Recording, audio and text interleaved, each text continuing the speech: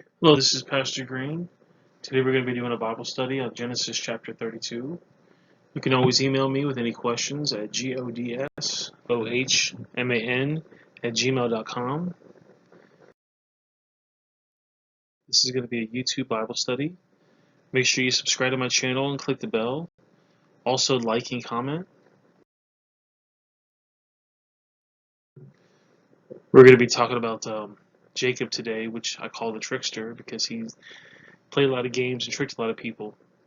But you can get this chart right here from drdiner.com. You can get 6 table mats for $30.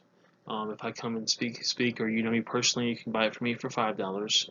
And it just shows you the different people in the Bible, their firstborn kid, and how old they were when they had them. And if you add up all the dates in the Bible, and then we add the historical dates as well, you get about 6,000 years that the creation happened. This right here is the life and journey of Abraham. If you remember that. Abraham started in Ur. He was called by God. He came down to Egypt, went back, returns to the promised land. And he was told, he told his son, he found a wife for his son. And then Isaac's son Jacob was told to go back to his mother's family and find a wife there. And so he did that and ended up with his wife's family. And now we're looking at the predicament that Jacob's in right now. In 2 Samuel 17:11, it says, "Therefore I counsel that all of Israel be gathered together unto thee, from Dan even to Beersheba, as the sands that is at the sea of the multitude, and that it shall go to battle with its own person." And you can see from the very top is Dan, and the very bottom is Beersheba, and that shows you the whole island of Israel. Israel is very small. It's about 8,019 square miles. And the little blue area is showing you how big it would be in the United States. And it's a very, very small area. In fact, Israel would fit inside the United States about 440 times. Here's actually a picture of Israel that would be in Texas. It's a very, very small area, but yet the whole entire world wants to take over Israel. Isaac dug wells and was pushed out of Gur until he settled in Beersheba, and it's still part of Israel today.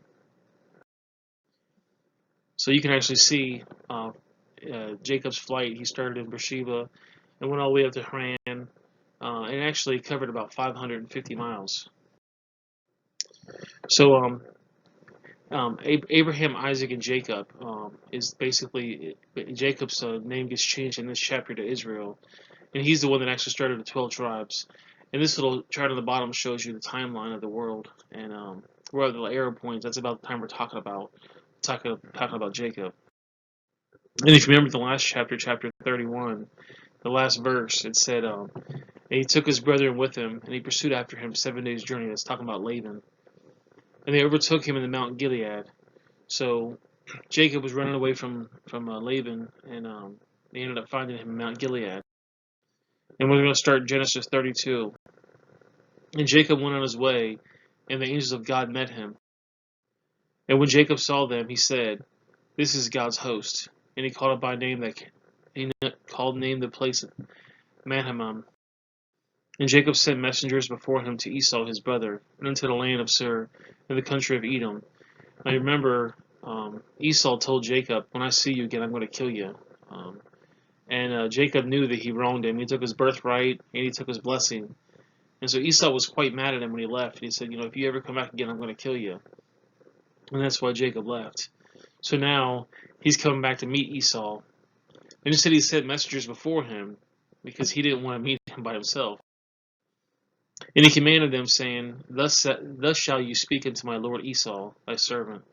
Jacob said thus, I have sojourned with Laban and stayed there until now. And I find it very interesting that he says, make sure you tell Esau that he's my lord. I want to let him know that I'm his servant. He's trying to basically, bribe him, or he's trying to make him feel that, I'm sorry, so I'm going to call you Lord instead of your servant. And I have oxen and asses and flocks and manservants and womenservants, and I have sent to tell my Lord that I might find grace in thy sight. So he's saying, I have all these things, and I really want you to like me, so, I hope you find grace in my sight. And the messengers returned to Jacob, saying, We came to thy brother Esau, and also he cometh to meet thee, and 400 men with him. So basically, his servant said, Esau wants to meet you, and he's bringing 400 men to meet you as well. And if I was in Jacob's shoes, I would probably feel that, oh, Esau's bringing 400 men because he wants to fight with me. He wants to battle with me. So what am I going to do?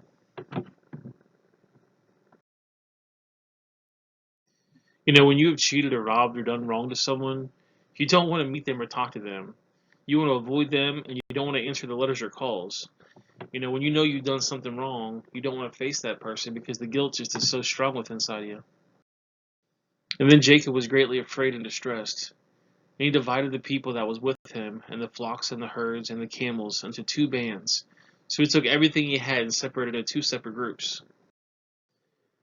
In Numbers 32:23 it says, But if you will not do so, behold, ye have sinned against the Lord, and be sure your sin will find you out. So basically, the Numbers is saying that, if you sin, it's going to eventually come out. Proverbs 15:3 says, And the eyes of the Lord are in every place, beholding the evil and the good. So it's saying that God sees everything. Matthew 12:36 says, But I say unto you that every idle word that men shall speak, they shall give account therefor in the day of judgment. For by the words they shall be justified, and by the words they shall be condemned. So it's saying that everything you say at the end of times during the marriage supper of the Lamb, it will basically be the great white throne judgment. Every single thing you've ever said, you're going to have to give account thereof. And if you say good things, you'll be justified. If you say bad things, you're going to be condemned. Proverbs 13:15 says, Good understanding giveth favor, but the way of transgressors is hard. Revelations 20:12 says, And I saw the dead, small and great, stand before God. And the books were opened, and another book was opened, which was the book of life. And the dead were judged out of these things according to what was written in the books, according to their works. So it seems to me like there's an angel in heaven for every single person.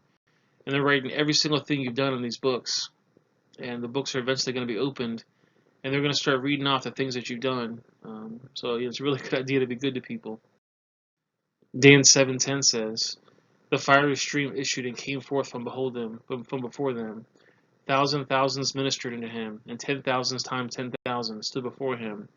And the judgments were set, and the books were opened. So the books are going to be opened, and we're going to be held account for what we've done in our lives. Proverbs 1:26 says, I also will laugh at your calamity, and I will mock you when your fear cometh. When your fear cometh as desolation, and your destruction comes with a whirlwind, then distress and anguish come upon you.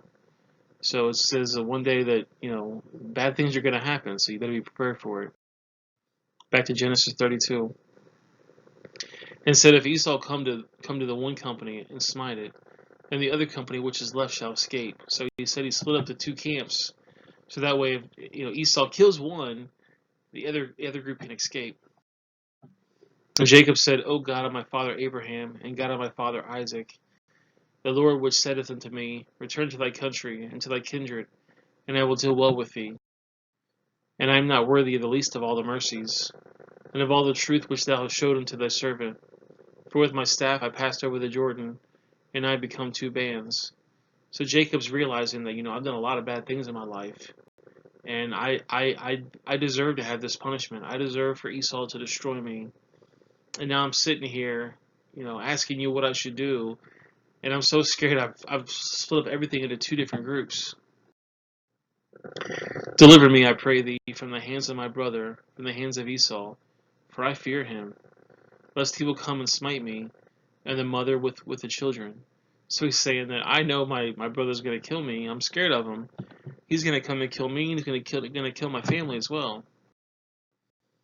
And thou saidst, I will surely do thee good, and make thy seed in the sand of the sea, which cannot be numbered for the multitude. When you know you're in the wrong, you don't want to meet them or talk to the person who points it out. You want to avoid them, and you don't want to answer their letters or calls. So when you do somebody wrong, you have so much guilt inside of you. You don't want to see them. Mark 3 says, And he entered again into the synagogue, and there was a man which had withered hand. And they watched him, whether he would heal him on the Sabbath day, so they might accuse him. They're talking about Jesus.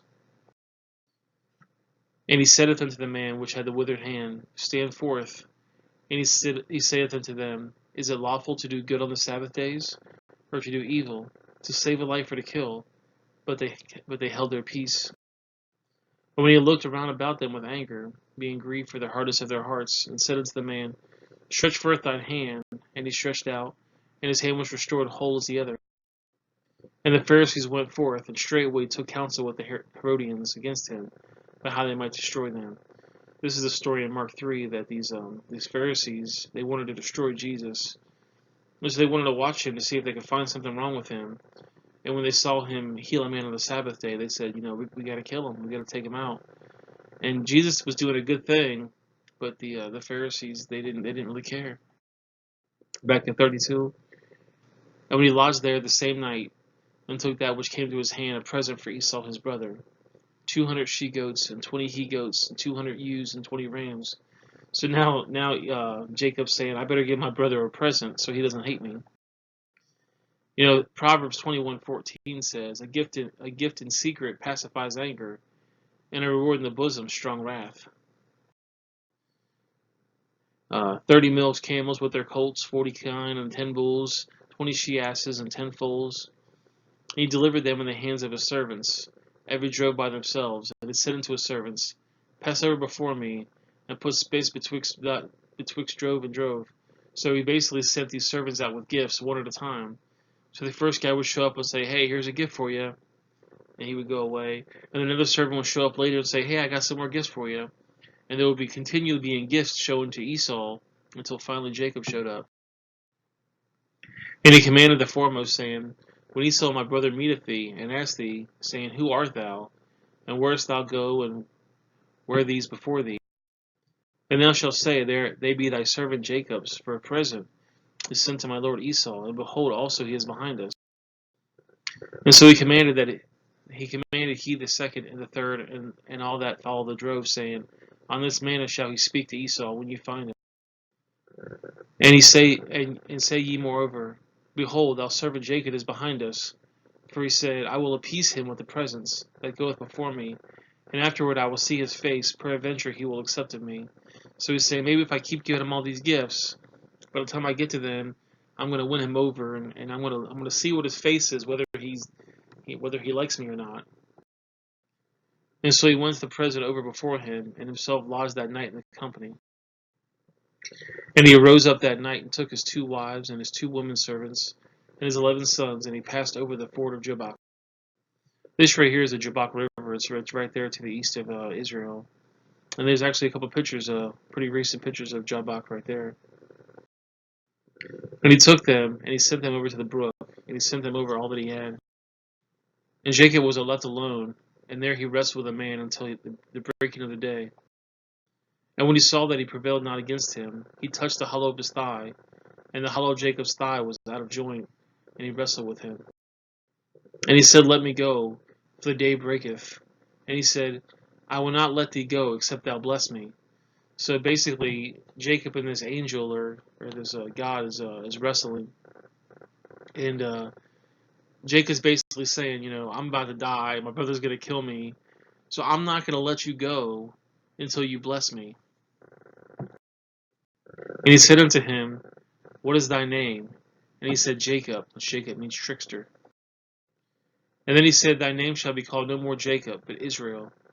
For as a prince hast thou power with God and with men, and hast prevailed. And it's really interesting that God changed Jacob's name from the trickster to the prince who has power. And I think it's because, God knows your heart. And he sees that Jacob has changed. He doesn't want to be the trickster anymore. He got a taste of the trickster skills with Laban, because Laban really tricked him over pretty well. And I think he really wants to make amends. And so God changed his name from the trickster to the prince that has power with God. And Jacob asked him and said, Tell me, I pray thee, thy name. And he said, Wherefore is there that thou dost ask after my name? And he blessed him there.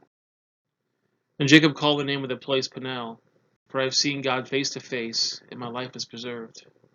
And you can see right there on the top where Peniel is. And he passed over Peniel, the sun rose up on him, and he halted up his thigh.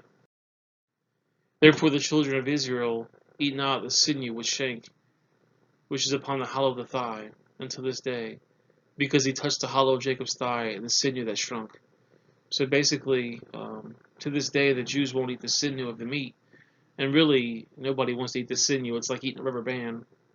So all the butchers always cut that sinew out of the meat now, because it's just it doesn't chew up very well. It's like eating a rubber band, and they do that now as a remembrance of remembering Jacob and how he wrestled with God, and God God shrunk the sinew out of his thigh. Well, I appreciate you guys following me. Make sure you guys subscribe to my channel and click the bell. By subscribing and clicking the bell, it'll let you know whenever I post a new video. Also, like and comment. Liking and commenting lets YouTube know that I'm getting interactions. And the more interactions you get, the more they're going to promote your channel. So please subscribe and like and comment my channel. And even if you don't have something to comment, just say thank you, good job, ask a question, whatever you would like. And I guess I'll see you guys next time. Thank you very much.